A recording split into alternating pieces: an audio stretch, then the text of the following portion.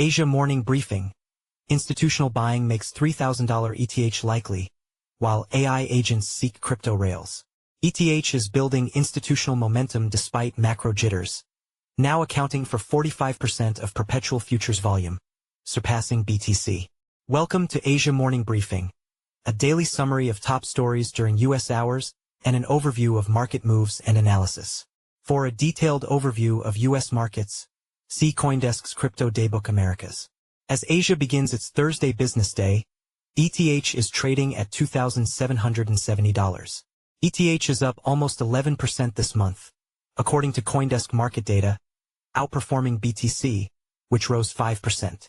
Part of this could be because of institutional trading demand, and the fact that it's overtaken BTC in derivatives markets as sophisticated investors increasingly bet on ETH's structural growth and role as a gateway between decentralized finance, DeFi, and traditional finance, TradFi.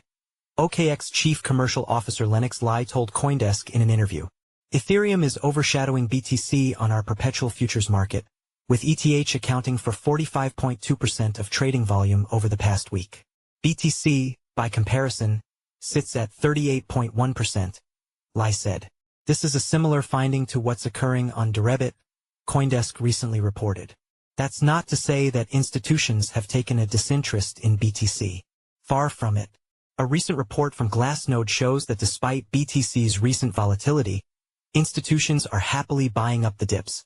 Long-term holders, LTHs, realized over $930 million in profits per day during recent rallies, Glassnode wrote, rivaling distribution levels seen at previous cycle peaks. Yet, instead of triggering a cascade of selling, the LTH supply actually grew. This dynamic highlights that maturation and accumulation pressures are outweighing distribution behavior, Glassnode analysts wrote, noting that this is highly atypical for late-stage bull markets. Neither, however, are immune to geopolitical risk or black swan events like the Trump-Musk blowout. These episodes serve as reminders that sentiment can shift quickly, even in structurally strong markets. But beneath the surface-level volatility, institutional conviction remains intact. ETH is emerging as the vehicle of choice for accessing regulated DeFi, while BTC continues to benefit from long-term accumulation by institutions via ETFs. Macro uncertainties remain, but $3,000 ETH looks increasingly likely, Lai concluded. The stablecoin market just hit an all-time high of $228 billion, up 17% year-to-date, according to a new CryptoQuant report.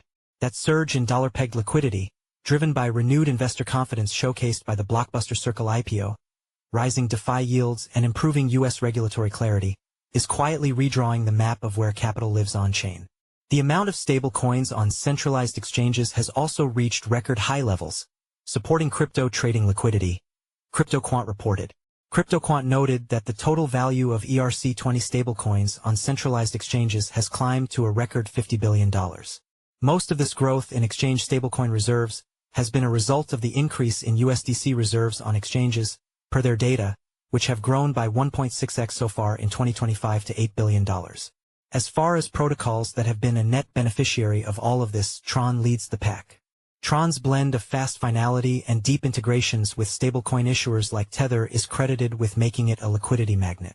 Presto Research, which recently released a similarly themed report, wrote that it notched over $6 billion in net stablecoin inflows in May, topping all other chains and posting the second highest number of daily active users behind Solana, and was the top performer in native total value locked TVL growth. By contrast, Ethereum and Solana bled capital, Presto's data said. Both chains experienced significant stablecoin outflows and bridge volume losses, indicating a lack of new yield opportunities or major protocol upgrades. Presto's data confirms a broader trend. Institutional and retail capital alike are rotating toward Base, Solana, and Tron. The commonality? These chains offer faster execution, more dynamic ecosystems, and in some cases, bigger incentive programs. The next generation of AI won't just talk to us, it'll talk to itself. As autonomous agents grow more capable, they'll increasingly handle tasks end-to-end.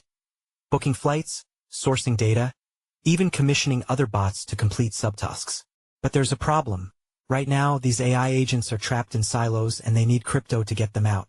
In a recent A16Z crypto essay, Scott Duke Cominers, a research partner at A16Z Crypto and a faculty affiliate at Harvard, argues that today's agent-to-agent interactions are mostly hard-coded API calls or internal features within closed ecosystems. There's no shared infrastructure for agents to find each other, collaborate, or transact across systems. That's where crypto comes in. Blockchains, with their open, composable architectures, offer a forwards-compatible way to build interoperable agent economies, a neutral substrate that can evolve alongside AI itself.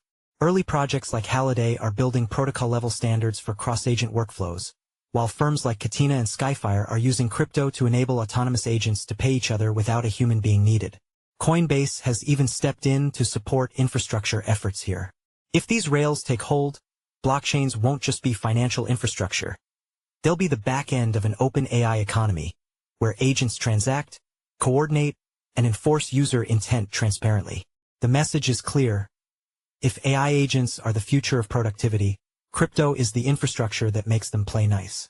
Gaming maintains its lead as the dominant category in the distributed app, dApp, ecosystem, even as its market share continues to slip, according to a new report from DappRadar. The latest data from DappRadar shows gaming's dominance fell for the second consecutive month, from 21% in April to 19.4% in May. Daily user activity remains relatively stable, hovering around 4.9 million unique active wallets. Yet the sharp decline in investment paints a more troubling picture. Venture funding for gaming projects plummeted to just $9 million in May, down sharply from over $220 million monthly at the end of 2024. 2025 so far has been a reality check for the gaming market. Various projects that raised millions in the previous years have now closed shop. Among them, the hero shooter Nyan Heroes, the fantasy MMORPG Embersword, and social deduction game The Mystery Society, DappRadar analysts wrote in their report. DappRadar analysts point to a fundamental flaw driving this exodus: a lack of engaging gameplay. Projects frequently prioritize tokenomics, speculative NFT launches, and marketing blitzes, often sidelining critical gameplay testing and development. Without fun and replayable mechanics at their core, even heavily funded Web3 games have struggled to maintain player interest, suggesting that the industry's biggest challenge might simply be learning how to build great games. And this narrative is nothing new. Surveys have been saying this since 2022. Sam Reynolds is a senior reporter based in Asia. Sam was part of the CoinDesk team that won the 2023 Gerald Loeb Award in the breaking news category for coverage of FTX's collapse. Prior to CoinDesk, he was a reporter with Blockworks and a semiconductor analyst with IDC. AI Boost indicates a generative text tool, typically an AI chatbot, contributed to the article. In each and every case, the article was edited, fact-checked, and published by a human. Read more about CoinDesk's AI policy.